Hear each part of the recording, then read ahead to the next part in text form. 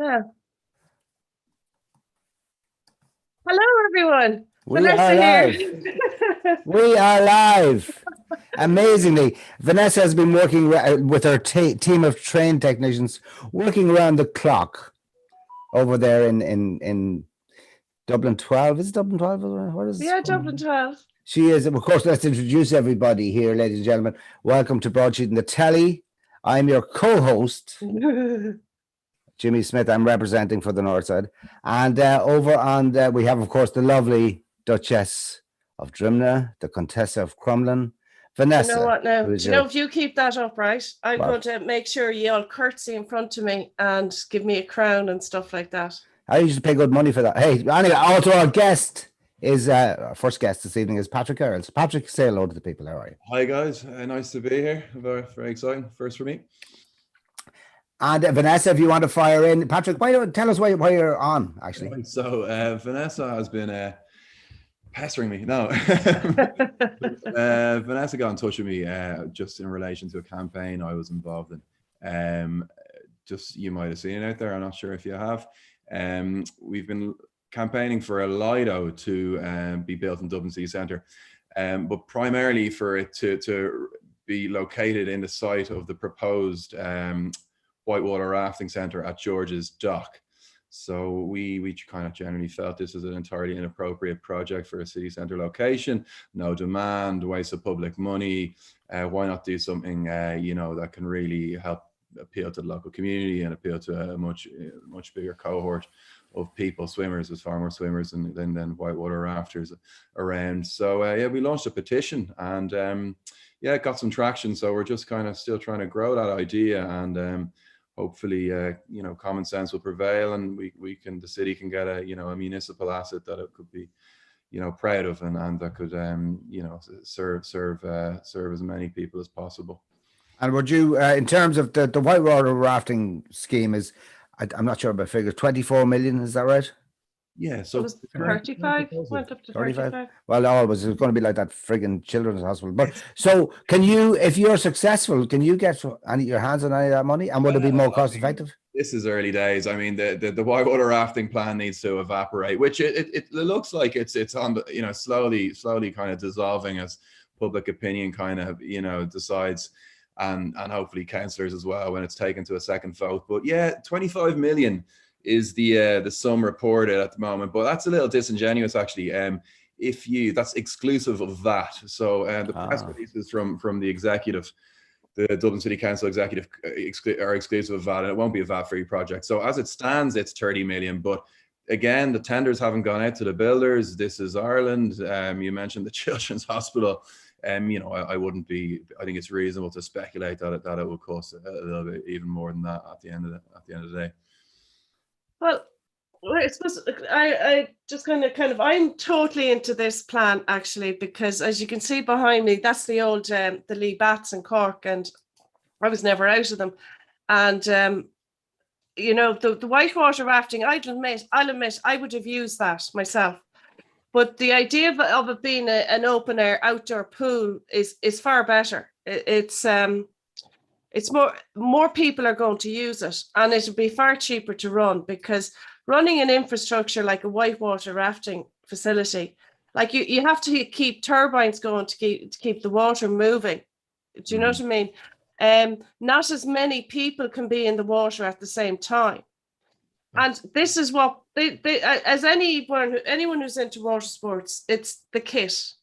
Anyone that goes down to George's Quay to do whitewater rafting, they need the helmet, they need the gloves, then they'll probably need skins or some form of wetsuit, maybe a cag, and a buoyancy aid. Now they'll probably rent them down to you down there, but you do not want to wear the wetsuit somebody else wore before you. No. I'm telling you now, because we've all had the rashes. We've all been on that. on one leg as you enter someone else's. Yeah, and there's loads to talk about with an outdoor pool, but I spoke to someone who from an organisation or connect to an organisation who habitually object to everything along the river in the city. I thought not only was a great idea, there should be swimming spots all the way along the river. Yeah.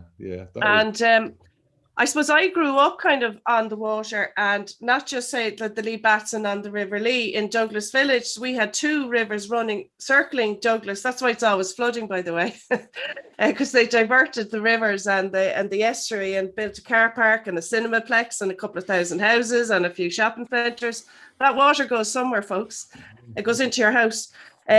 So like we spent our summers in and out of that water, and are tumbling it down to Poulgurm and Myrtleville, and then I was a competitive swimmer myself. So like, but there's so much about, I actually think, I'm not sure that's the location for an open air swimming pool. I actually think it should be more around the Inchicore Kilmainham area, because I think more people have access to it there.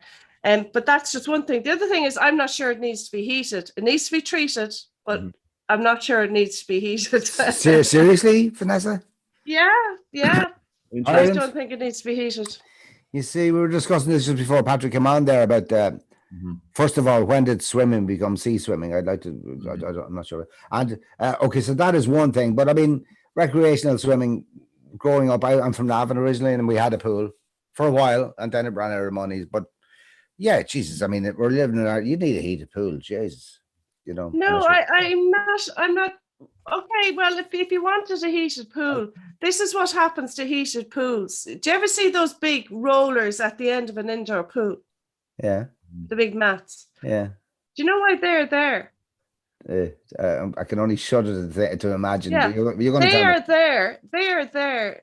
So they pull across the pool at night, and they can turn off. They can turn off the heating inside the pool, the air. Because if they don't do that when they go in the morning, it's just condensation and steam everywhere. You can't see the pool. You can't even see the bottom of the water. Like, you can't see through it. So that's what they do. So they can turn off the hot air that's circulating indoors.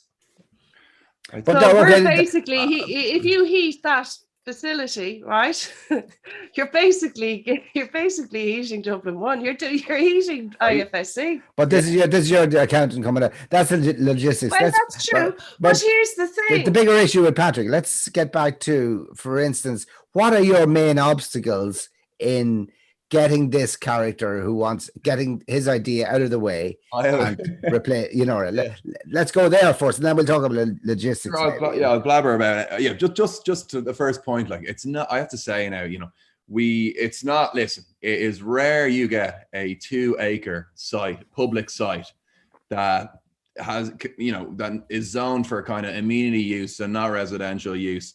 In such a central location. So it's, you know, that's just, you know, Inchicore accessibility, I absolutely. But I mean, this is a golden opportunity. I have two of them.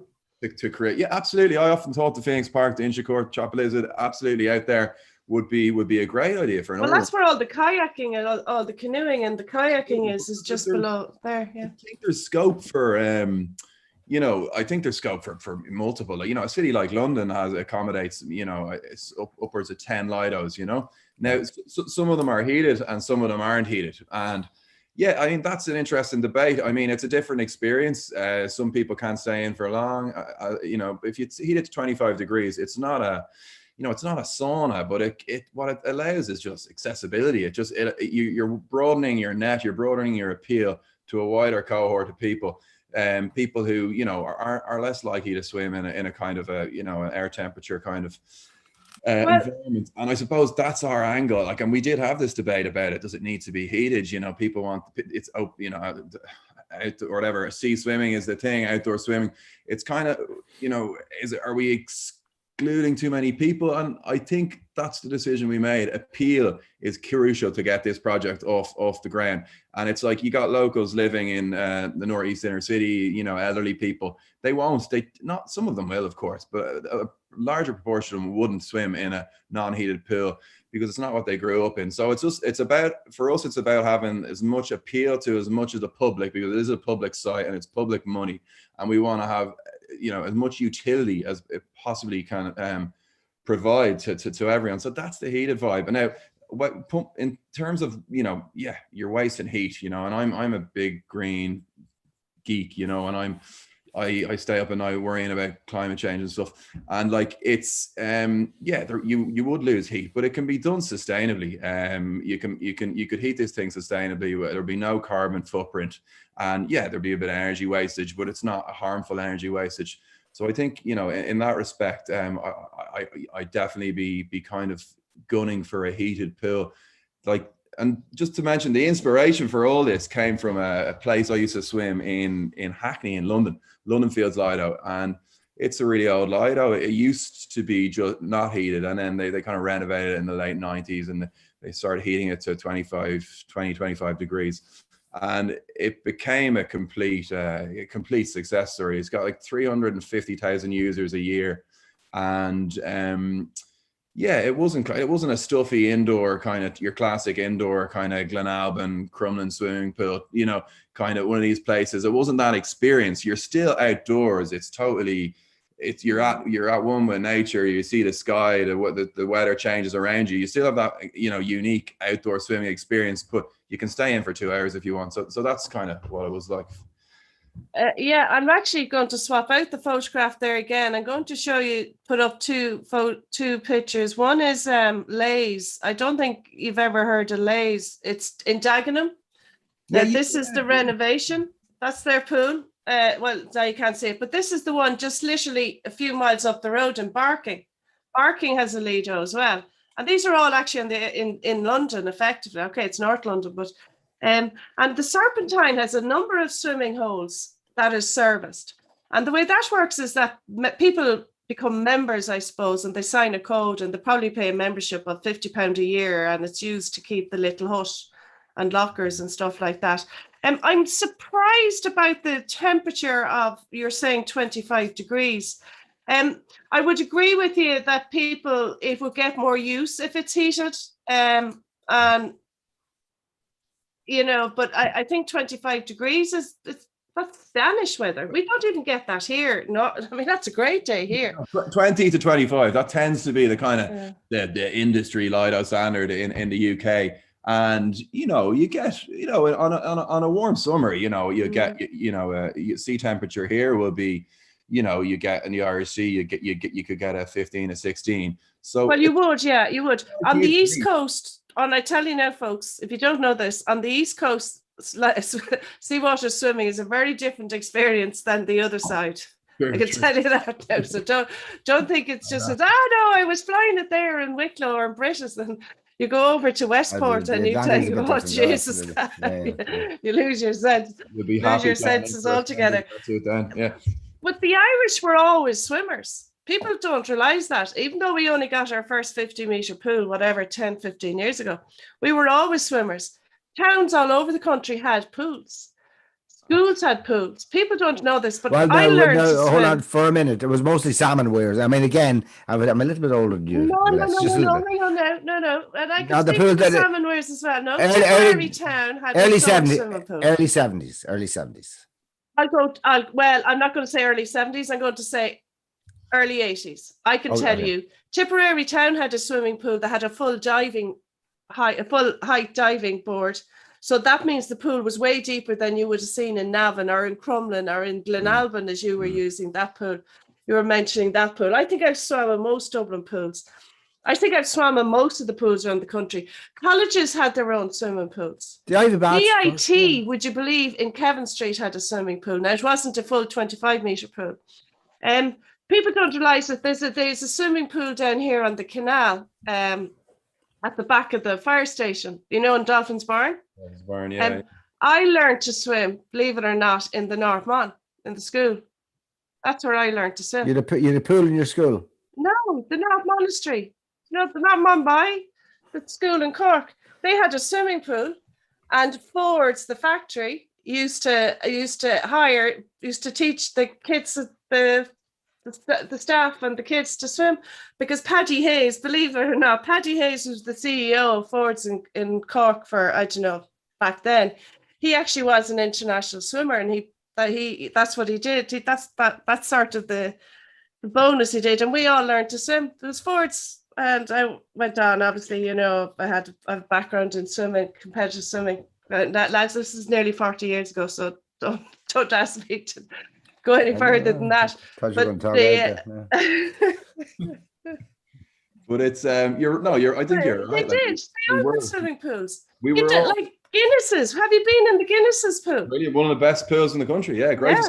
But that's that's kind of Marion College has a swimming pool. Blackrock, they all had swimming pools. Rust, great kind of, or Guinness, great tradition of providing for their workers. I mean, I think it's, we did provision of pools. It was done a lot better, and it kind of, as whatever the budgets for councils reduced and as air travel took off and as attitudes changed. And no, I'll tell you what it is. I'll tell you what happened, because I worked as a lifeguard in the late 80s and for an organization in America as a Coast Guard, but I can't say too much about that because I've been told not to tell anyone I was in America then. Oh. But I'll tell you what happened, right? Well, this is what I think. I kind of went on a trip in memory lane here today, and I'm going to put up another pic there. And I was looking at photographs of the old Lee Bats, and the news footage or the news clips that kind of came with some of these photographs, right? But there's the drone view. Hang on now, I'm going to see if you can see it. Do you remember, Jimmy, you might have played the old Lee Fields. Can you see that? Lee Fields, yes. Yeah, I see where it is, yeah. So that's the Lee, you'll see the Lee Fields there sort of here. Jimmy Weatherwoman. That was not the Lark by the Lee, was that the one? The Lark, yeah. That's no, hang on, no, it's the other end. It's the other end. No, the field is that one. Hey, I'm trying to do my weather girl. See it? I know, yeah. That's that one, because I remember we'd walk past there, yeah.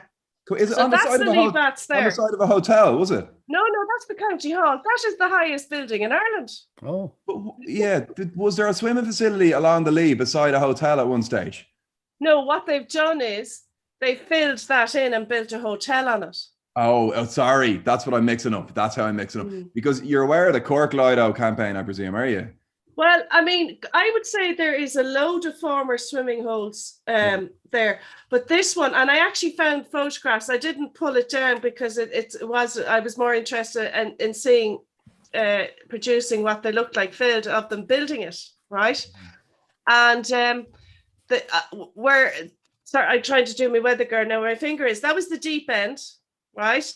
Yeah. And there's the diving board. Oh, yeah.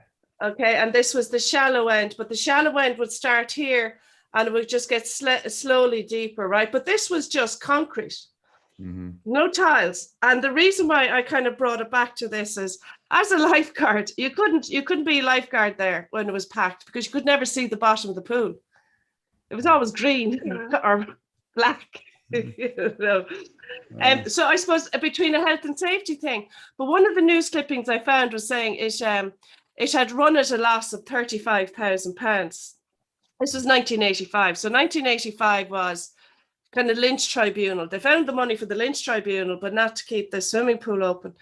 I think it was probably the health and safety started to come in sort of towards the late 80s, early 90s, and rules and regulations. And, like Jimmy, we spoke about this, like from when Stardust happened. That there was like literally a whole wave of new. I'm just going to say health and safety, things. Yeah. So, but when I think about it, and one of the best lessons that I ever learned as an accountant over the years was, it was in healthcare actually. I remember the lads coming to me, Vanessa, not everything's a financial decision. And I think that's the way to do this. Not everything is a financial decision. And if you look at the story you're presenting about the current city manager, Owen Keegan, and this whitewater rafting and the kind of gentrifying the North Inner City, I think there is this move on in Dublin, and I'm open to correction on this, and I have said this before, they're trying to make it more and more of a company town, a Monday to Friday town, and all those apartments are only occupied by people who come in Monday, Tuesday, Wednesday, Thursday, and then go off back to London or back to Liverpool for the weekend or back down the country, to their bigger house. It's like Tokyo. And the services then are more for that community rather than those communities that live and breathe in the city. That's very astute. I think that's what's actually happening. And that, with Eddie Hobbs on a couple of weeks, Patrick, and a couple of weeks ago, and he was talking about the Great Reset. I should have shown him that now. The stories there you go. Another was all down there. But part of the Schwabian idea about this economic reset, I'm not talking about the conspiracy theory. I'm talking about the book that he's written. I don't know if you're familiar with it, Patrick, but and that's part of it. It's part of the corporatization of major cities. The idea that it's not for, it's not for communities, it's for corporations. And Absolutely, but that trend's been happening in Dublin for a long time now, and it's Dublin cities. It's a transient place. It's all the apartments are commodities. They're investment commodities or asset classes, or they're designed for people. This imaginary demographic of Silicon Dock workers, who are beautiful in their 20s and are willing to live in small spaces and spend money in the city centre and then piss off and never actually permanently become part of a community. But it's a planning disaster, Dublin City. Clearly the amenities are not there. The parks are not there. The parks are closed. The toilets aren't there. The terms you can interact with Dublin City are commercial, essentially. You go in, it's transient. You spend money, you leave, and it's you're passed through. You in and out. Like it's not we saw it after the lockdown. It was a ghost town, and it wasn't not a very pleasant place to kind of spend time, because we clearly saw that there were no investment in kind of the amenities or kind of community, the things that communities need. So that's as clear as day to see. We need to reverse that. I think Dublin's at a bit of a tipping point. Well, I agree there, but that's a huge undertaking. That's what we're talking about politics now. At this point, we're talking about neoliberalism. We're talking about all this business. Yeah. I think a pool as a gesture of investing in something there's nothing more that has the yeah. But Mark, I would look at it this way. I mean, if I think it's more than a pool.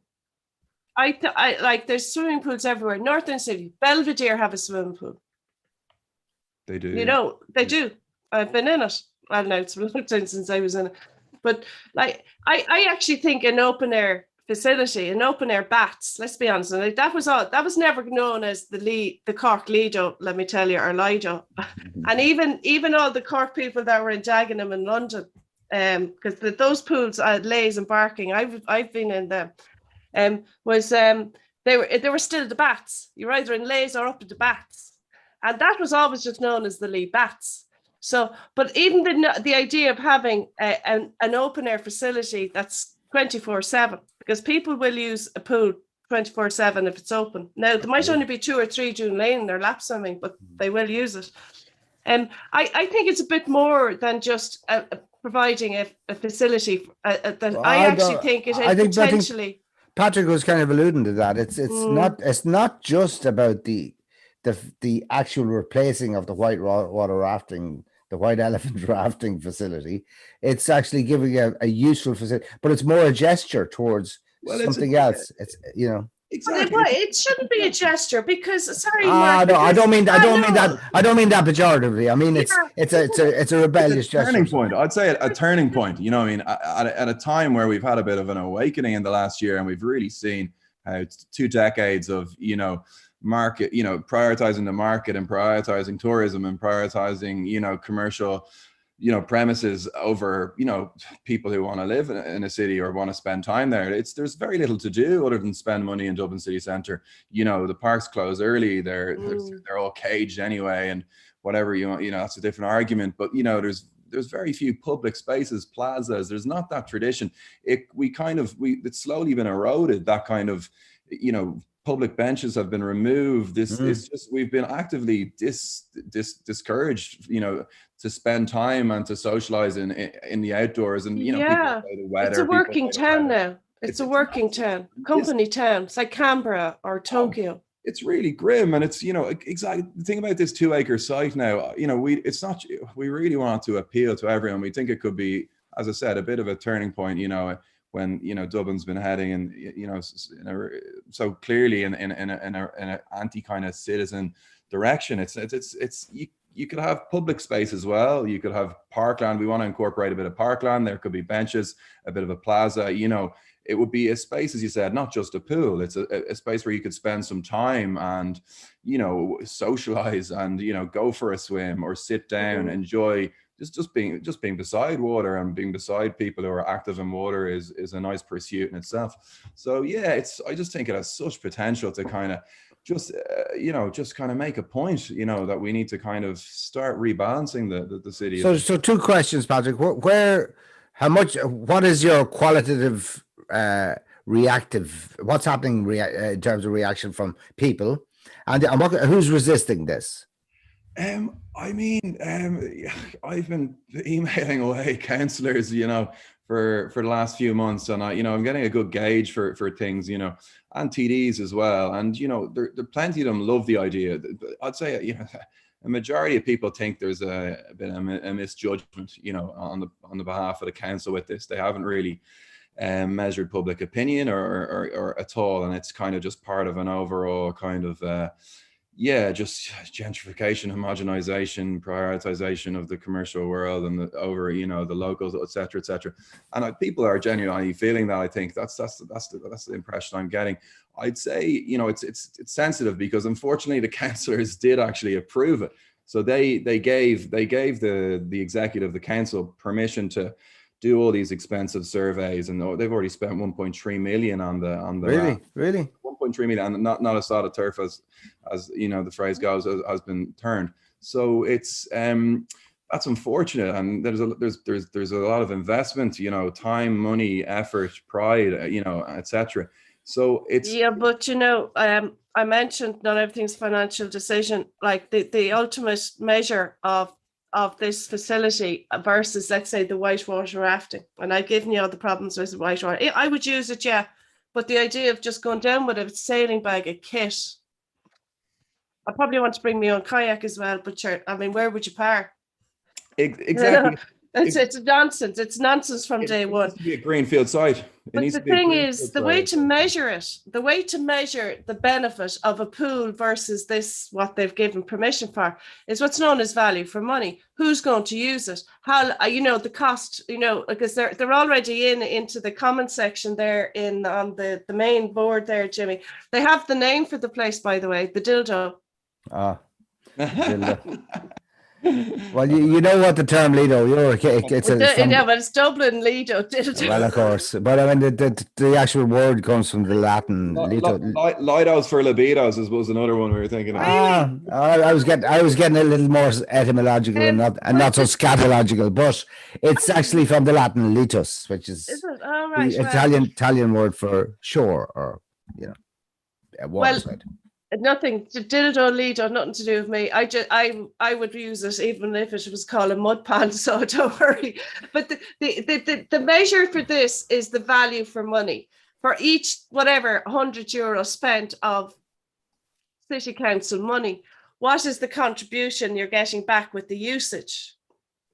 And you would get way more from something that people can just rock up with their own. Do you remember when we'd have the tugs rolled up in the town and that was it? We say, but now with our dry roads, we don't need towns anymore. You talk about your accountancy background or something there. You just talk about, it's a business case, and for us, that's what it is. It's in a public site. You look at a list of options and you look at them and you do the sums and you ask yourself which has the greatest return to the public. It's that simple.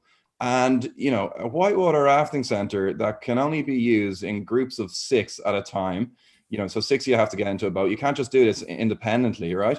You can. Oh, they wouldn't let me go down on my own. No. No, this is. Did anybody ever ask the people of Dublin who the potential demographic? Did they want the whitewater? There's the man there. You're a GP in the North Inner City. Mm-hmm. We should have introduced him as doctor. Sorry. You love telling everyone about your 2 Grammy nominations. Stop it. But it's I mean, did you get a reaction? Like, do you think this is something people would respond to in that location?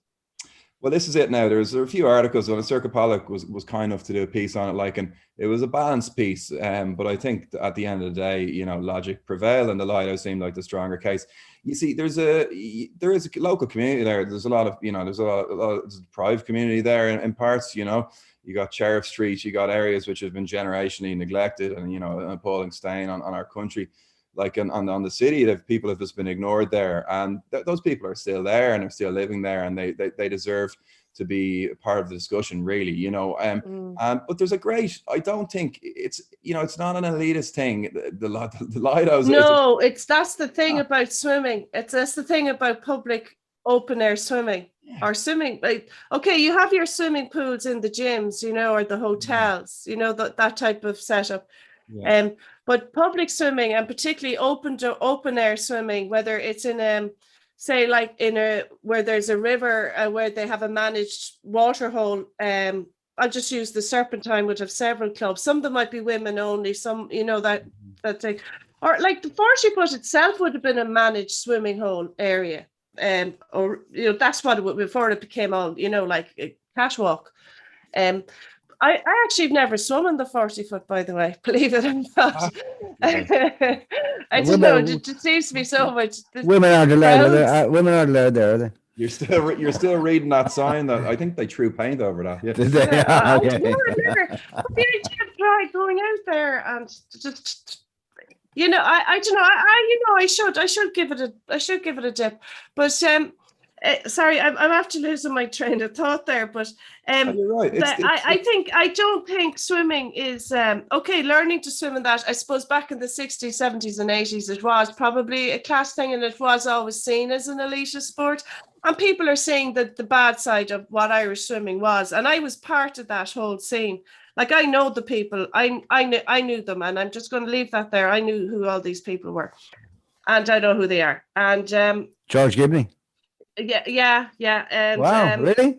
Yeah. Okay. And like, so I know that I'm not going there, and I've always kept it out of the ether. Okay. So, and it was elitist then because it was an expensive sport to train in. Right now, I was very lucky, both my parents worked and stuff like that. But learning, but when you go, say, I am just going to say open air swimming, and I'm just going to use the Serpentine or something like that again, where it's a bit more municipal, right? They are all walks of life that swim. And interestingly, in the UK, all the local authorities have a club. Like all the sort of elite swimmers, the Olympic swimmers down through the years, certainly the people that I would have been with sort of around in the 80s, they all swam for clubs that were called City of Coventry or City of Birmingham, because the council managed the club in the pool. Mm-hmm. Do you know what I mean? Instead, just here they were just named after rugby clubs usually, because that's what they did. In the summer, they played rugby in the winter, and they kept fit by swimming in the summer. So the biggest clubs in Cork were Dolphin and, would you believe, a Sunday as well. They were just actually rugby clubs as well. I swam for Dolphin. I was with Dolphin. Yeah, but it's the very essence. It's right. It's not elitist. It's the very essence of public provision. You know, a pool for all. And if it is historically, that's what it is. If you go back to all the Lidos, they were all built in the public year. I think in the UK, a lot of them, but and kind of some before with the Edwardians and stuff. But it was all very like kind of noble, greater good. You know, public provision stuff. Like there was some mayor, there's a quote, I'd love to read it out to you, like some mayor in the like engineer in London, kind of I think in the 1930s, he was basically kind of he wanted there to be a Lido, you know, no one to be beyond 100 meters from a Lido or something ridiculously ambitious by that, but it was all that kind of, you know, kind of. Yeah, no, it was a social thing, because I mean the Ivy Bats was hardly considered to be an elitist. I can tell you now that the Lee Bats behind me there, they weren't elitist at all. I can tell you. What you're seeing there is the diving competition. It used to take place at the end of August. Look at the crowds there at it. That's in the Lee Bats. The Germans are great for it as well. The Germans have, because I've been looking up all these statistics to kind of further my cause, like they call them freebads, and they're outdoor swimming pools. There's over 2,300 outdoor public swimming pools in Germany. Yeah, so, well, what they do though, you know, like in the tennis village here, the big dome, and I saw it for the first time in Germany myself. And this was actually, would you believe, this was when it was in West Germany. It was in West Germany. That's how long ago it was. That's what they used. They would put the big dome, the tennis village dome over Mhm. like you have in Leopardstown over the pools, and they were huge 50-meter pools, 50 by 50-meter pools, like Yeah, yeah, no yeah. problem everywhere you went in West Germany. And of course, I'm assuming, well, some of those East German swimmers now, you didn't know. Well, that's an interesting Where point they because came look at and the Soviets and the Eastern Bloc, they all provided all the great swimmers in the Olympics, but that's at the high level. They provided them with a lot of other stuff as well. Well, okay, yeah, sure. But the idea, I mean, getting New Zealand, I was down in New Zealand a lot over the last few years, and Jacinda Ardern, for all her problems and for all her problematic, what people are seeing as she has this idea about a happiness index, this whole idea that everything should be based on GDP. That, what about providing for people things like, Patrick just said it there a few times. It really resonated when you said that my daughter goes into town to see her friends. We live out in Malahide. She gets the bus in. So for the last year or whenever they're allowed in, they're knacker drinking, essentially, if you're allowed to say that anymore. You buy some cans, you go up to Stephen's Green, you get shunted around, you can't pee anywhere. It's ridiculous. It's just so it's highlighted the fact that, Dublin has become not a community city at all. It's just they want the jobs out of it. Well, they're not just the dubs. They want you to go in and spend money all the time. That's it. What about just going in and hanging out? Just buy a coffee or a beer or whatever the hell it is. Now, interestingly, you'll remember, or maybe you won't, but at the Millennium, there was an unfortunate TD, Michael McDowell. Do you remember Michael McDowell? Of course you do, Vanessa. I do. Is he a swimmer as well? Oh, no, he wasn't. He wasn't a swimmer, but he did put across this idea about that Dublin, particularly about Irish cities, and he's right. He's the pub culture. He wanted to kind of promote this cafe culture where you'd sit outside and have coffee or wine or absinthe or Guinness or whatever the fuck you want, and smoke fags if you want or whatever, and have it do. And I thought that was a great idea. I thought, now obviously we don't have the weather for his own parish in Ranelagh. They'd run you. Should they try? Can you imagine putting out tables and chairs in Ranelagh? But they're doing it here now because of COVID. They're doing it here all the time now. I mean, in fact, interestingly, Patrick, I was just up in the village earlier on, and I was saying to my wife, I said, "Geez, it is a bit cosmopolitan now. People are now having fish and chips out on a bench overlooking. We have an outside culture now by necessity because of COVID. There's no pubs to go into, no restaurants. So, I think getting back to your earlier point, your illusion that this is more a gesture. I don't mean that in a pejorative way. I think it's a very strong gesture towards humanizing a great city like Dublin, communitizing a great city like Dublin. Once again, maybe fighting back against the corporatization of Dublin. Well, it's probably a losing battle, it has to be said, but Let's not look at it that way. How about this way? How about it's a better use of the site? You said it's a 2-acre site. Undoubtedly. How are they going to do it? Are they going to sell it to someone who's going to build on it? Or because that's what they did to this facility here. They put a hotel on it. They filled it and put a hotel on it. Now, hold on. If Patrick is unsuccessful in his Lido group in Dublin, right, it'll become a whitewater rafting centre, right? But you'd suspect so, unless you can present a superior alternative. The status quo will continue, and he'll get away with it. So this has to happen. People have to kind of whitewater rafting. Sorry, I keep interrupting. Let me tell you guys, whitewater rafting is a water sport. It's an adventure sport. And the idea of putting that there, giving over probably the most valuable Dublin City Council site, actually. Absolutely. If you think about it, it probably is. That will only be used by lads down in the IFSC in that compound area, whatever, from Spencer Dock up to it's the AIB. Say, I've actually done some whitewater rafting in Australia and in the States. It is not a family sport. You don't go out with your kids. You don't go out and do that. It's not a day out. Sport. Yeah, it's not even a water sport. It's an adventure sport. By definition, and I don't want to be, it's elitist by definition. It's cutting out the idea of what Patrick's talking about, the idea of a community. It's not inclusive. That's absolutely for sure. You know what I mean? And how many locals in the northeast inner city are going to visit that ever, if at once? It's the type of thing I could conceive. I'm in my 30s. I would use it. I'll admit that, but I would use it 10 times more a month than as a swimmer. Mind you, I prefer if it was on the other end, but that's the next show. But the point is, you're like the proposed cost, per use is €50, right? And For the whitewater rafting. whitewater rafting, you can in UK, in London, Lido, it's £5 to £10 per use. Do you know what I mean? And it's even subsidized for IPs, £3, or you know what I mean, on kids. So it's just like, where's that sense of like, just public duty? And you can stay in there all day. That was the thing about the Lee Bats.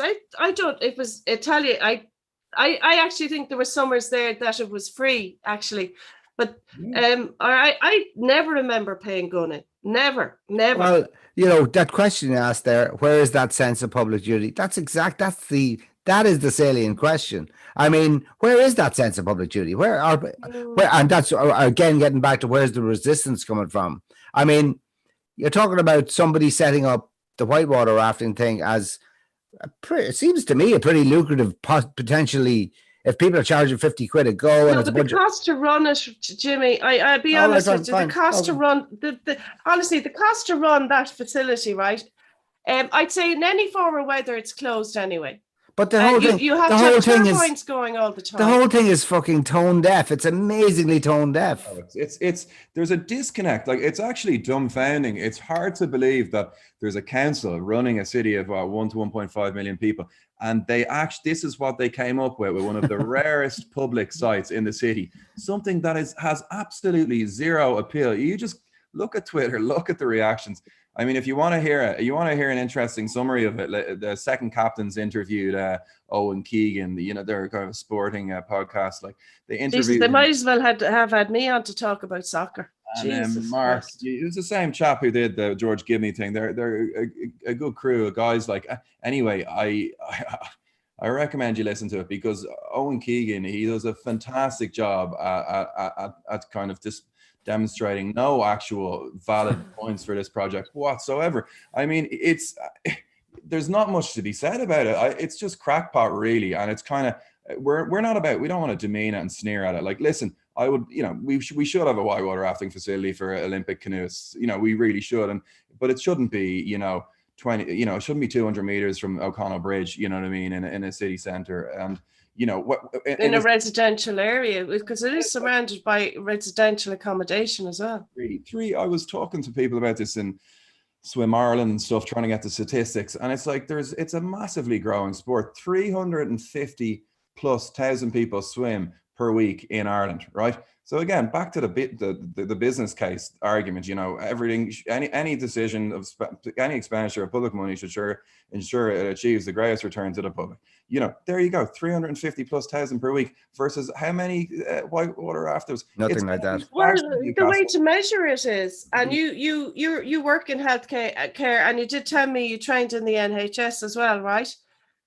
There's a thing called, and it's adopted here, by the way, is a thing called throughput. Mm-hmm. Bed nights or whatever, and it's a way of measuring usage in funded facilities, because they're not there driven to make profit, believe it or not. They're not supposed to, and you have to look at that. I think that might be a way. Would there be more throughput, more people using it?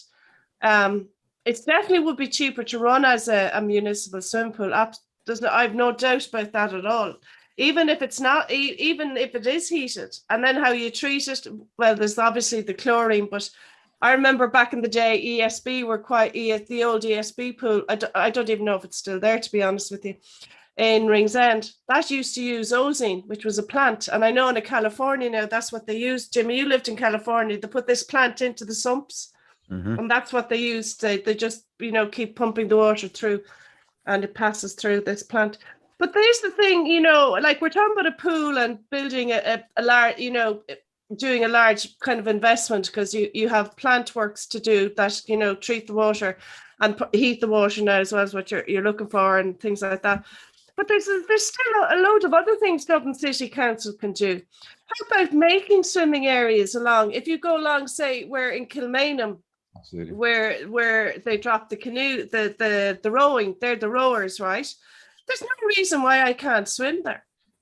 I've often wondered, why can't I go down and go in?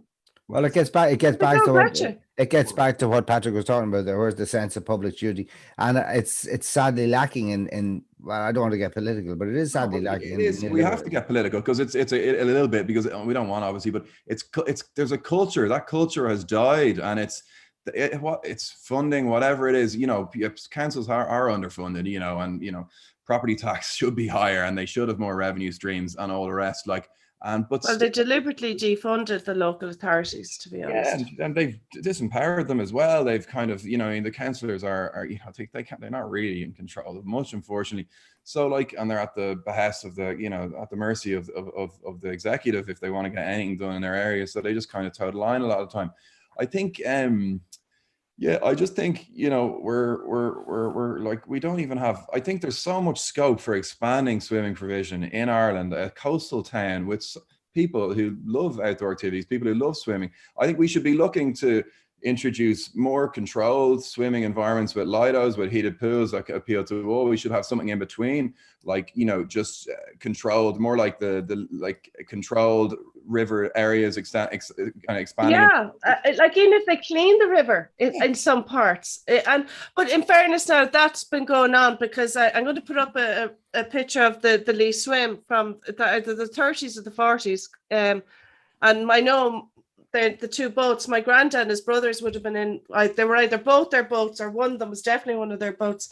And even then, the river was manky. And I'll put up the picture first before I go into the story. But I mean, even if they cleared parts of the river, and just even make certain areas, just kind of platform off with a piece of decking and just a ladder in and out could easily be done. Part of the reason this happened, and it's a culture, the kind of the libel culture or whatever we've kind of imported again from our neighbours across the Atlantic. It's the council, they shy away from any kind of insurance issue and all this stuff. So there used to be Howth Head, for example, used to be covered in amazing kind of platformed areas for jumping into the water. That's there right. was the Neri Bass, there was the Blackrock Bass, there was the Clontarf Bass, all gone. Now we have Dublin Bay, which is raw sewage is being deposited into it whenever there's heavy rainfall, and there's unhealthy levels of E. coli, enterococci, all these nasty bugs. You're literally, as Brennan Behan said, you don't swim in Dublin Bay, you go through the motions, and that's what happens. We are actually going through our own motions at times. Yeah. And that's another argument. Oh, well, that is true. But even on the East Coast, you are swimming and shit. Did you know the little foamy brown stuff, lads? We know. And it's, the bubbles, they're not cute. As soon as you get into this discussion, it kind of morphs into a plethora of areas. You've got the green thing. You've got the rank fucking not taking care of shit, literally. You've got the political thing. You've got the lack of sense of public duty. You've got dynastic career politicians. We've got all this to do. I don't envy your quest, by the way, Patrick. I think it's admirable, and I'm wondering how success I'm wondering, first of all, how your man Owen Keegan, how he got that whitewater rafting facility through so quickly. That was weird. I can tell you what happened there, because I've studied all this. There was no public support, zero. The councillors will vote to what their CEO. He's effectively their CEO. It's like every other large business. The CEO will tell the chair, listen, I need this to go through. Listen, this is what we want. And the senior management and the board will follow through. And effectively, that's what I think. I know you're going to tell us now that you've looked into the voting pattern and the presentations at the council. Yeah. They're not empowered. They don't have, they don't have, it's an executive, it's a CEO, it's a sheriff. I think it happened. They restructured the council. I think it was Lemass, or I don't know who it was. Anyway, the councils were corrupt, and they said, right, we can't, in order to deal with the corruption, they said, we're going to turn it into a kind of a business structure. And they brought in the executive model. And then the councillors are kind of like just little community pawns in a sense. Anyway, what happened was, they have to toe the line, because they can't really say no, because if they don't, other things don't happen. And it's very rare they vote against things. It's the culture there. As you said, he makes the decisions. Ultimately, he is the power. So what happened was, it was a very slickly packaged presentation he presented to them, and that's where the 1.3 million euro has spent. There was every assessment you can imagine, environmental, heritage, all the different impact assessment stuff. And there was a few kind of, initially the initial proposals, because councillors have told me this, the initial proposals were actually to have swimming for it to include a kind of ancillary swimming site as well. So they were like, okay, well, that's at least, we're taking that box. Even a cool down or warm down pool or a warm up pool. But then that was completely removed afterwards. It's purely just a whitewater rafting centre, so that's gone. There was also a kind of the Dublin Fire Brigade were kind of cynically kind of conflated in the whole thing, I think, to kind of pulling on emotions really, because everyone has massive respect for Dublin Fire Brigade and they deserve good facilities. But he incorporated a training facility into the overall proposals for them. So again, it was a kind of a calculated move to kind of gain more support amongst elements of the kind of councillors and local community, etc. So that really seemed to pull on the councillors' emotional, heartstrings. And it's funny, loads of them, because I looked at the for and against, you know what I mean? And I went through them. And did you go to the council meeting? I saw it. You can get it online. You can watch them like so, and it's all So it's, and then a lot of them have changed their mind, and I don't want to make blame them or anything, but it really should have been scrutinized more. I think initially, but I suppose there just isn't always that culture of scrutiny within the council, because they can't say no and they can't change things. So what happened was what happens a lot of the time, and. 2 years ago, just as I was moving back to Ireland, I saw this proposal for a while. I thought it was actually a joke. When you see computer generated images of silicone docks and this theme park thing, what I mean? When there's not a public toilet, the way to change this is to get the support down there, canvas down there. That's number one. That's what I think. I think to sell it that it's any job can get at it. I don't know how the billing structure. I suspect it would be like I was talking about the swimming holes, and I know you're here about the George's Dock site, but I think the whole Michael Smith in the Village it's kind of suggested the whole river should be full of this. And I'm beginning to think that, you've got me thinking on this. I don't see why certain sections of different rivers and canals can't have just a leveled off platform with a ladder in and out. And just as everyone who uses it has to be either a member, like a fishing license.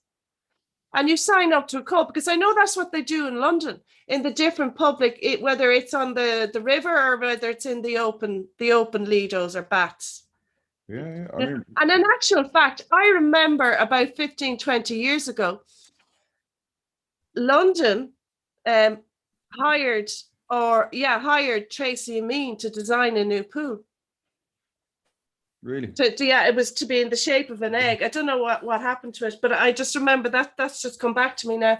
But it's not even just like people who are into the water, because there are people who are scared of water. There's no doubt about it, and they don't like water.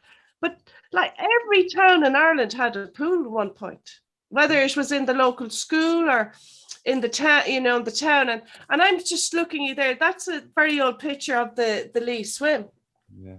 It's actually originally older than the Liffey swim. It's a great picture. And I don't know if you can see the boats. Is there boat? Can you see boats there? Yeah. There was always two boats on either side. Now I only did it twice. It was cancelled at one point. This all kind of came back to me when I started kind of reading up and getting the photographs for today. I'd forgotten about this for 40, 50 years, by the way. And my mother's family, they were my dad on her dad's side, they were known as the boat people. So from the Lee Bats, from that weir down to that Northgate Bridge there, it was, if you wanted to fish salmon, you had to buy a license off my great grandmother. Oh wow. She had him. I know, the bourgeoisie. Your grandmother covers the waterfront. And then my granddad, they were just known as the boat people. Some of the older pictures, you see their original house on Pope's Quay. But anyway, I'm going a bit off there. But on the in the 70s, there was a polio outbreak, and it came from the Lee Swim. That's how filthy the water was then. And it's obviously gotten worse. So we haven't maintained our rivers either in our cities. Oh, well, Jesus. This is a huge, exactly as Jimmy was saying, everything's interrelated. And but London is very clean. Ironically, they did a huge they did this huge infrastructural project in London, like to clean up the Thames, because it happened numerous times. I think it happened the Victorian age and everything, and it was because I think the parliamentarians could all smell shit one summer, and it was so rancid that something had to be done. But the point is, it's it is actually relatively clean now, the Thames, and cleaner than the Liffey. But like it's water quality. I mean, it's the same. We should be swimming in the Liffey, but we've got farming effluent, we've got sewage, we've got these kind of these odd pipes that are still. There's no reason we shouldn't be able to swim, because they're tidal. Do you know what I mean? The tides go up and down. They're not. They don't. It doesn't collect and get stagnant, say, in a lake. But the farming effluent's going in there. It doesn't matter where the tide is. I mean, what are the Green Party doing about that? What are you asking me? Patrick, you remember the Green Party? No, I don't know, but I can't see you. I can't see you as a politician, though. I can. The EPA reduced. They're coming in there. Released something there just before Christmas, and it was an annual water quality report. And I think it's something shocking. Like 80% of our waterways are now, qualify as poor quality, and it's it's everything from farming. We won't get into it, but it's this is a transformation. That's only occurred in 20 to 30 years. There would have been a time when it was actually fine to jump into a kind of a random rural local river. You wouldn't be taking your life in hands. So it's it's pretty systemic. Well, there's a number. It's not just the water quality as well. Like if you don't know where you're putting your foot, like don't dive in. If you can't see the bottom of anything, you do not dive in and you do not jump in. It's as simple as that, Yeah. But just on the river there, like the 70s, a polio outbreak in Cork from the Lee Swim. Believe it or not, did they all get it? The swimmers, like I don't know. It's just pointed to that. Yeah. Now, Cork was a polio hotspot because there was a hospital built, especially called Cork Polio, because my mother worked there for years. Venereal disease hotspot as well. It was the highest VD in Europe for like 80 years. Yeah. Don't be looking at me. Not to do with you, I'm sure, but it was to do with the international boat. I did it. They moved it. What they did was, after that polio outbreak, they waited a few years before they ran it again, or they swam it again. And they moved it upriver towards more Páirc Uí Chaoimh. If you go sort of where, say the City Hall, from the City Hall down towards, if you were going towards the railway station. So you ran the 2 kilometers was that way. And I remember that's when I did it. And I remember I was swimming along anyway, and I was chatting away, because you're kind of, the way your head is up and you're going, oh yeah, how are you getting on, Grant? And they're watching you around. There's these things tickling my toes. And I'm going, Jesus, there's fish here. There's crabs here. They're eating me toes. The lads in the boat were saying, no, that's just the shit we're drumming up out of the bed of you were tickling you. And I thought it was fish. Well, I mean, that's just all that shit. Well, your idea of dredging the Liffey and having it's idyllic and it's idealistic, and it's probably a big. The other idea where Patrick is focusing on is actually, it's probably a doable idea. What you need to swing is public support. There's been no public support for the whitewater rafting thing. Yeah. And I mean, I do, just as a kind of codicil, when COVID was at its grimmest about this time last year, I kind of remember posing the question, I wonder how the Kardashians are doing during this tough time, kind of thing. You know what I mean? Kind of a joke. And also, I wonder, what's happening with the whitewater rafting thing, because that seemed like such a ridiculous thing at the outset. And then when COVID happened, when the world's falling apart, there was still headlines about what's going on there. And it's my belief there is no public support for that. None. Yeah, I think. I'll be honest with you. I think the open air swimming pool right in the heart of the city that people have access to, because it is a Lewis stop, and then of course Connolly Station and Pierce Station are all walking distance as well. and it's a walking distance of O'Connell Bridge. Let's just give landmarks to people. Maybe there's an opportunity for there to be two, because I do think there's definitely on around the Strawberry Beds, Chapel Lizard area. I agree. Because you've loads of parking, you've loads of access. It's all there. And the questions are coming in. They're coming in quietly there to me on me on my contacts. Patrick, where do you do your own swimming every day? The women of Ireland need to know this. Do I? Yeah. Where do I? Do you wear a wetsuit? I don't wear a wetsuit. No, Good no. man. Good man. If I do swim, I swim out in Sea Point, or I go out to Killiney. And sure, you know, it's a bit of a trek, but that's where I do. I go out to Clontarf the odd time as well. But I at the moment I just sea swim because they've obviously been closed for a year. But I So see. you don't go in a wetsuit or even a 1 mil skin or? No, not really. No, No. that's wimp stuff. No, I do a little out here in Malahide, and I know where you started crying last week when it you was went for a it was swim. fucking Baltic. I'm not God. Yeah, I got a headache in my feet when I was going in. It was that cold, and mea culpa, I didn't get down. It was too cold. It was too cold. Well, I have to admit, folks, I haven't been in the water in months. Well, it's cold. It's cold. That's the Irish Channel. It's fucking cold. But but again, no wetsuits are for wimps. And the people there's our ones down there of 80 get in every day.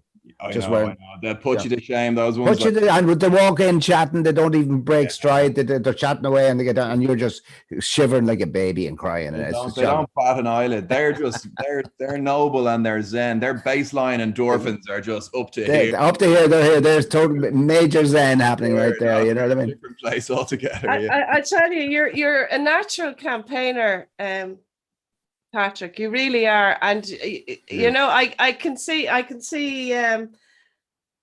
So I before can see you entering politics, actually, in that you're just a natural. You really are, and I tell you, we'd all be the better off. Are you? Well, You can't be any worse than the last GP that ran. Oh yeah. Or the last two, James the Riley. last James Riley. I don't think HSE James Riley looks like he does a lot of Jeez. swimming, does he? Jeez, I wouldn't think so. He could use a bit of swimming, bit of exercise. But Patrick, so what can you do? You want to plug something now? What can people do? Well, it's we always want to plug something us aspiring to the politicians. Sure. But no, it's I mean, it's just talk about it, spread the idea, ask questions. The petition is a simple kind of gesture of support, and like it's something we can point to. But I think it's just having if the demand is there, it will have to come in some form, even if it's not George's Dock. Like Vanessa was saying, there's space for more of this stuff. Further down Phoenix Park, Strawberry Beds. There's space for more stuff to be happening on the coast and in the water. All slightly different variants and different uses of water, seawater, heated water, treated water. But it's just, it's the city's crying out for it, really. And it's listen, I'm telling you, I used to swim in this place in Hackney, and you come out of there and you see how passionate the locals are about it. And it's all sorts, from all walks of life, all classes, the bankers and, the local shopkeepers. And, it doesn't matter what type of housing you're living in, they all absolutely love it. And it's like dog walkers. It's all. They're walking on air. I used to come out of that place and I'll be walking. I'll just be a better, happier person. And what would you do? Would you be a 1500 man now, or would you be doing the 1050s off a minute, or would you be one of those watching the clock on the side of the pool? I do the wits, the wits. The wits. Well, there's training in the wits if you're practicing your turns. And it annoys people for some reason.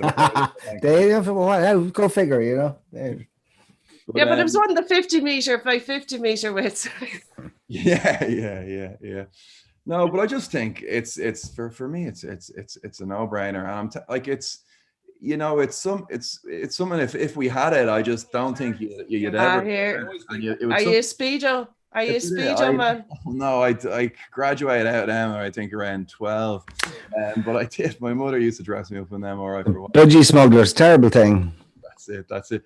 But it's I think it's something it's something we'd be proud of. Like we'd be proud of. And I don't think I agree. It's something you could ever regret. I mean, it's not like, how could that be a mistake? Something that thousands of people could use a day. Literally 1,000 plus 1,500 people could be using this facility a day.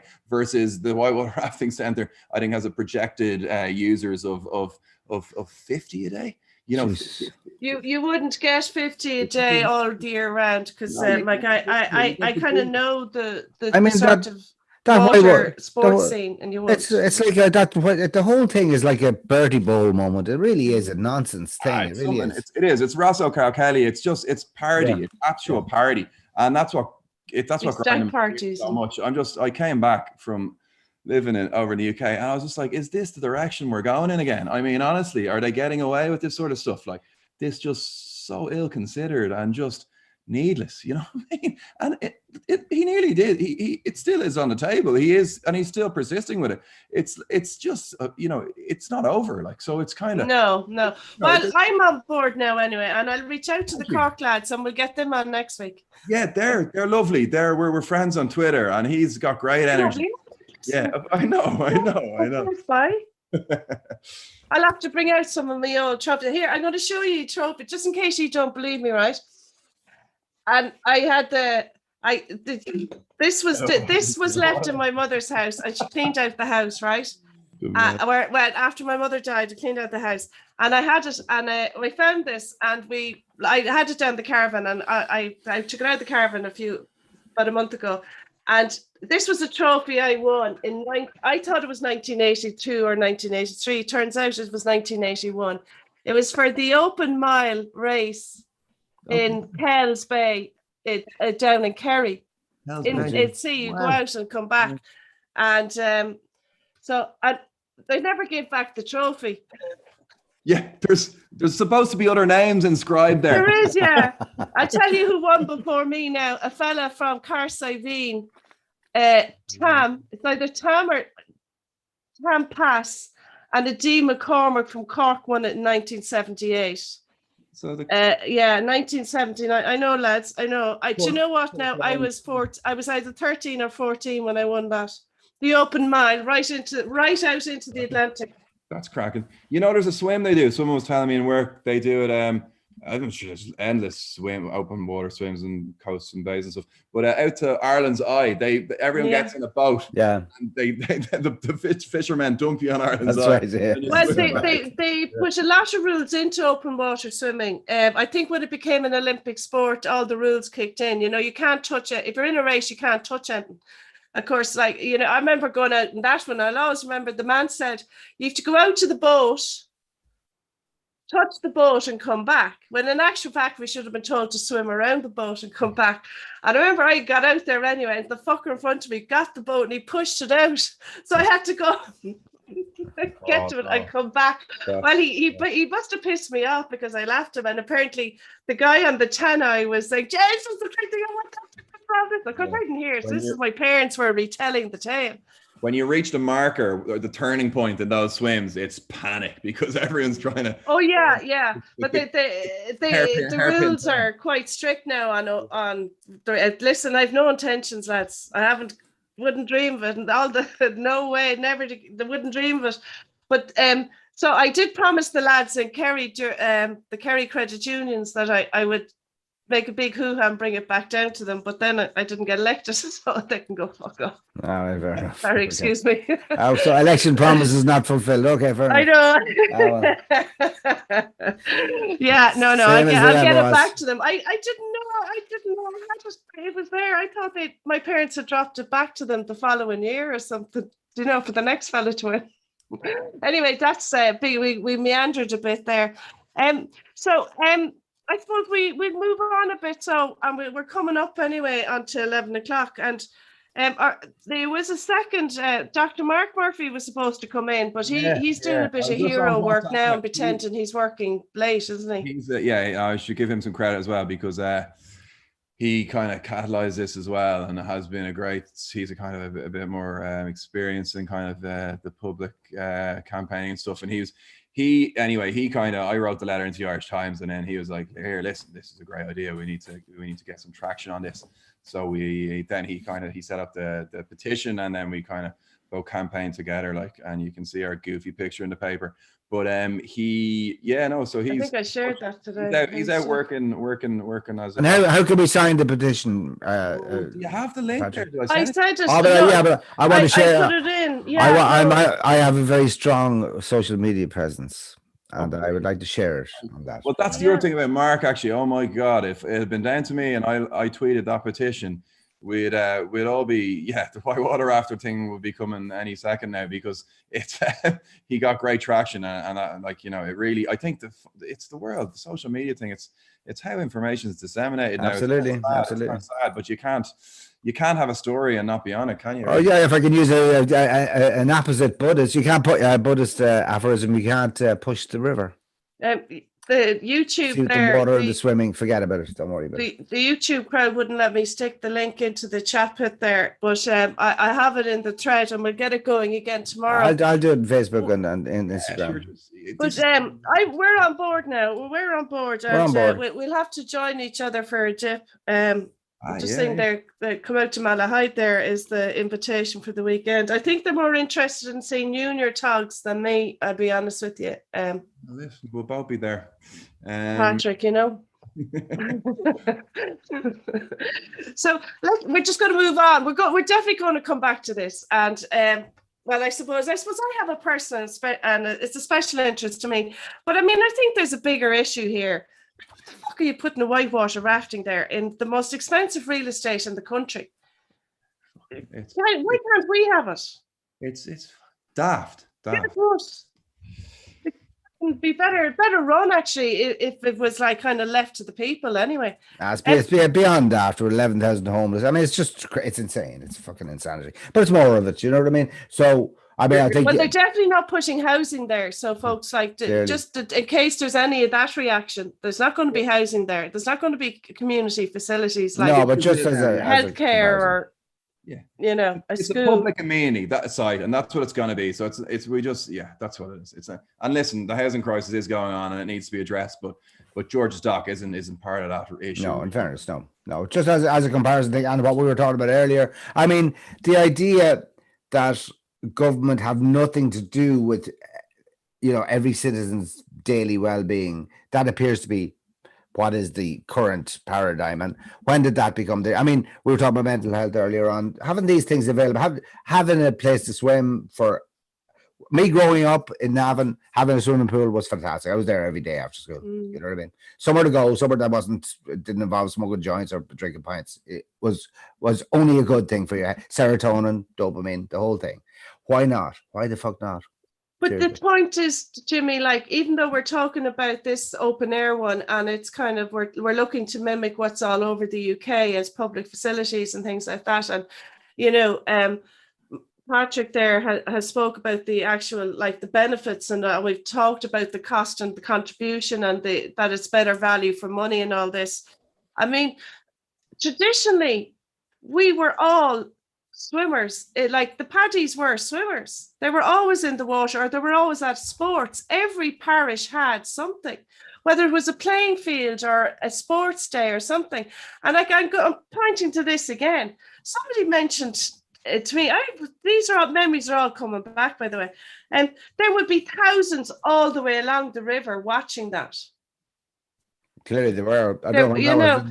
Even that picture I had of the diving competition in the Lee Bats. There's an old water polo an international water polo, Ireland and Scotland there, and there's thousands would go and watch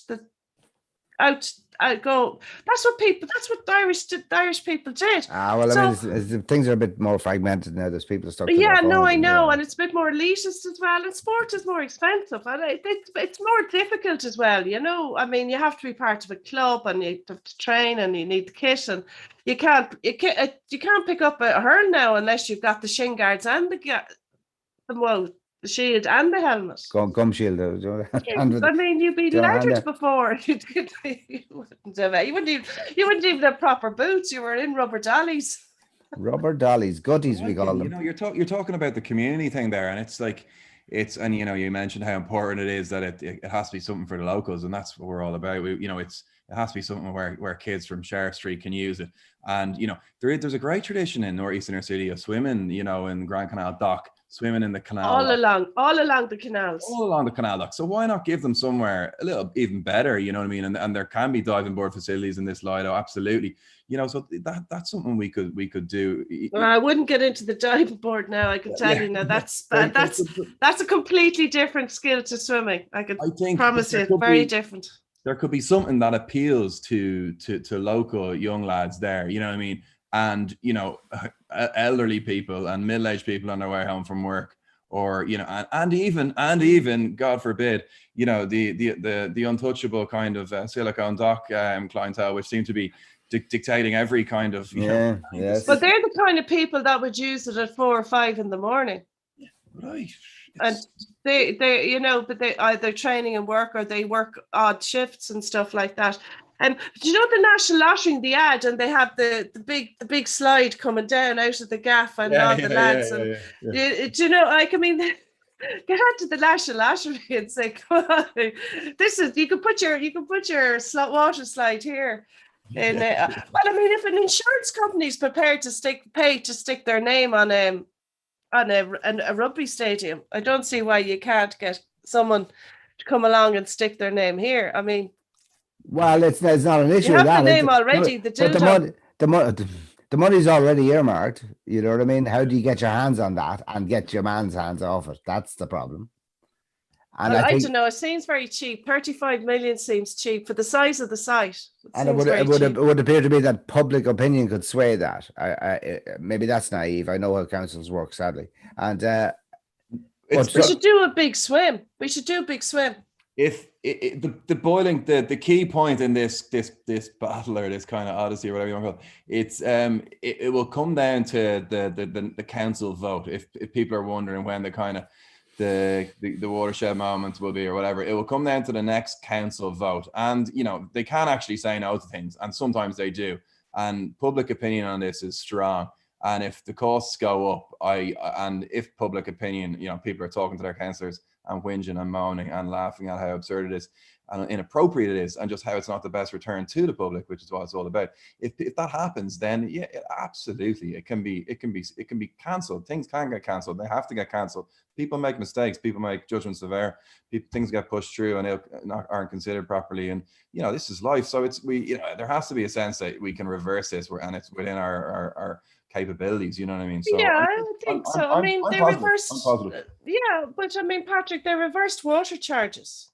Well, they're bringing them back. Hold on a second. That seems to be a temporary reversal. Jeez, there's misery. The water meter at the Lido is a different. So anything we can do to help. But anything we can do to help. I mean, in terms of, so I'll look for the link and I'll certainly share that. I'm definitely getting people aware of this too. I mean, if you're the type of person that talks to your local councillor or knows them, you know, not everyone is, but lots of people are, you know, you say it to them, you know, or your TD, and because they do talk to each other. And I think that's it. And this will actually come from higher again. This will come from the Department of the Environment or from Cabinet. Yeah, well, but the thing is, central government are required for funding. It's just not going to happen without them. So, this decision will go higher than the council, because this is the biggest city council. It's the biggest budget in the country. So what goes on in Dublin affects all of them. Yeah, absolutely. And he's applying, or the council, the executive have applied to the local government, Darragh O'Brien, for funding, which was rejected. There was a story about that earlier in March. Now, the second avenue they can pursue, it's a kind of they have a kind of a dolly mix of funding kind of revenue streams for this. Like, it's kind of, one is Foilse Ireland. There's all sorts of things. Like, anyway, they're trying to cobble it together, but they don't have enough. And the Department of Sport, the large scale sport, LISF, large scale sport infrastructural fund, is what they're gonna look for next, and that'll be down to Catherine Martin, her team in there, her department. Now the point. He's nodding his head there. You've just mentioned the parcel of rogues there. I mean, I was thinking Darragh O'Brien, or Johnny Vegas, as we like to refer to him. Oh, well, they're all rogues. They're all rogues. But these are particularly big ones for me at the moment with the housing thing. He lives up the road here, and Catherine Martin as Minister for Arts as well, and I'm in the arts, and she's been a shock and disgrace.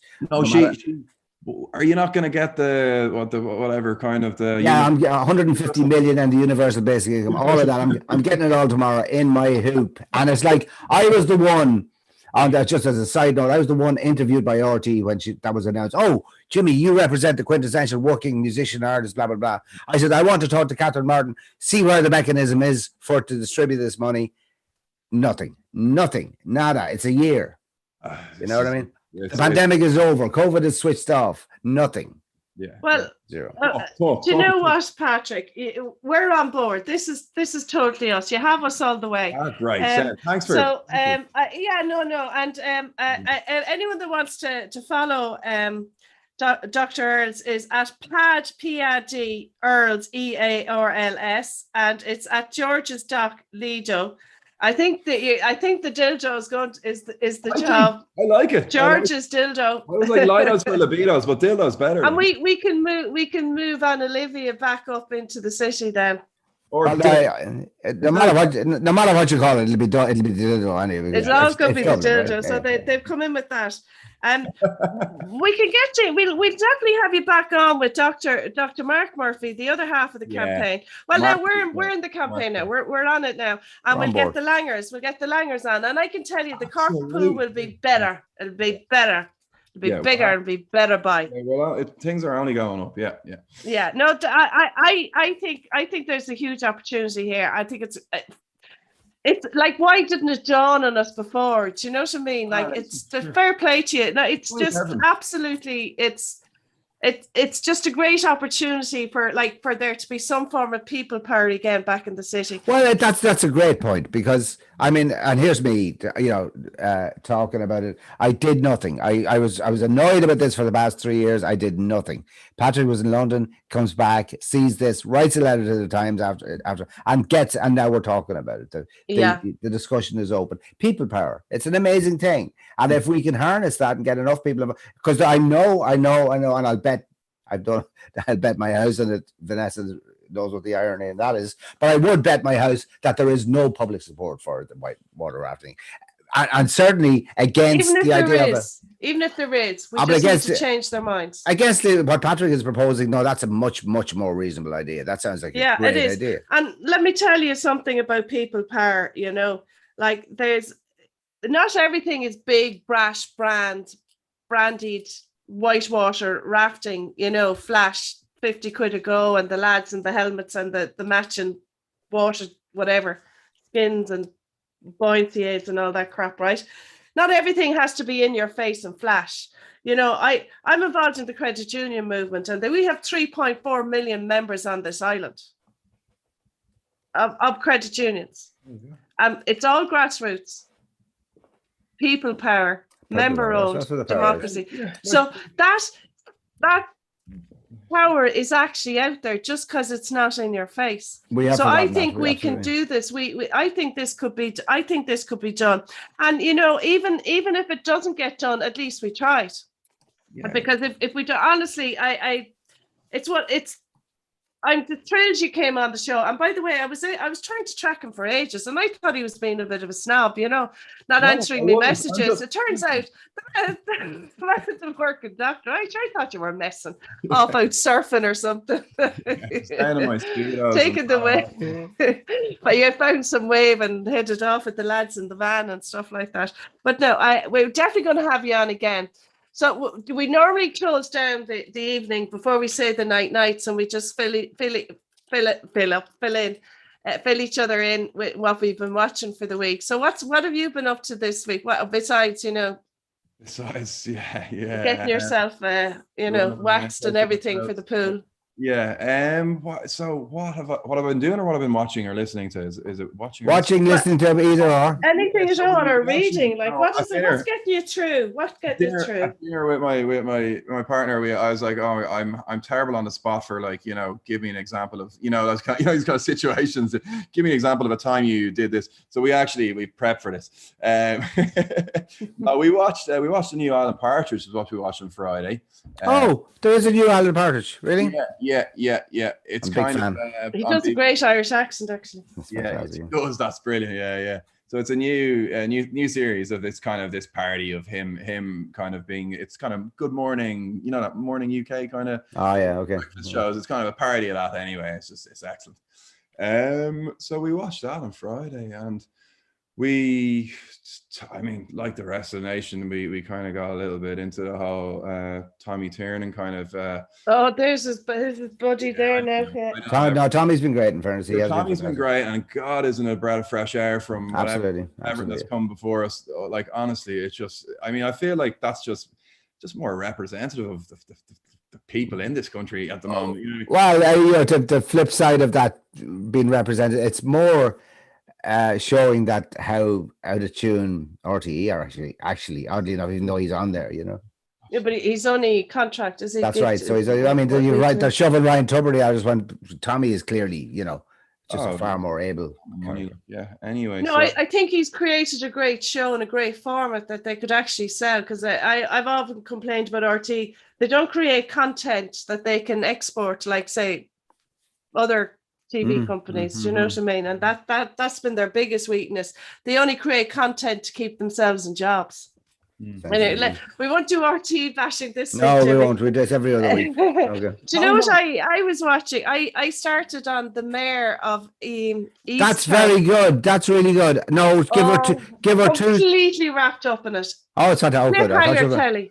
Now the problem at first, she's doing a kind of a low budget Frances McDormand, but she gets past that. She's fantastic. Oh no, really I never. Good. Do you know what? I connected to Frances McDormand, but only through the whole three billboards thing. Billboards, okay. And it was like the Irish. There was an Irish tone through it. So obviously they have the Irish, you know, their second, third generation characters. But you know, the three billboards has an Irish, was written by a Paddy, well, first generation Paddy, but once you've an Irish name, you're one of us, by whether you like it or not. Okay, you're co-opted. Fair enough. Well, yeah, that's it. But I'm just fascinated by it for first time in a long time with Cliffhanger TV. It's fantastic. The acting. Have you seen this, Patrick? The Kate Winslet one, yes. Kate Winslet. Yeah, no. I heard it's fantastic. It's well worth watching. It's really good. And do you know who's in it? Guy Pearce. Do you remember Priscilla, Queen of the Desert? Well, that's not what he's most famous for, is it? Surely? Seriously? No, LA Confidential. And Neighbours. Our Neighbours. Which one? Well, no, you're a great woman for the tat. But there you go. No, he's very good in it too. And I here's the spoiler. I think he's the guy. But there you go. Do you know? I don't. I don't anyway. Actually. The herself thinks it's him. Oh, it's the writer. I said no. It's not. Definitely not the writer. The legs are too skinny. It's not the priest, for one thing. It couldn't be. No way. Way too obvious. But anyway, if Patrick hasn't seen this, so let's not talk. That's rude. Yeah. Okay. It's absolutely brilliant. Honestly, the acting. Jesus Christ. And I am now on my way down to watch 2 episodes of The Handmaid's Tale of the new season, because I know it's. I love it. I love that dystopian shit. It's fantastic. And I think God, it's too tough for me. Do you know what's great show? And it's back. The second season is back, folks. Is The Godfather of Harlem. Forrest Whitaker plays a guy. He gets released from Alcatraz, and he's sort of an. You know what? I've always had a problem with Forrest Whitaker. I just don't buy him as a serious actor. I'm sorry. I really when don't. Do you see him in this now? He's a baddie in this one. Like, he's a gangster, but he has. You know what? He wouldn't scare me in any situation. Oh Jesus, he's scary in this one. Now he plays a character called Bumpy Johnson. And he's like his pal Malcolm X, and he's all part of that whole Harlem scene. But he has the protection of the families. And I used to buy my drugs in Harlem.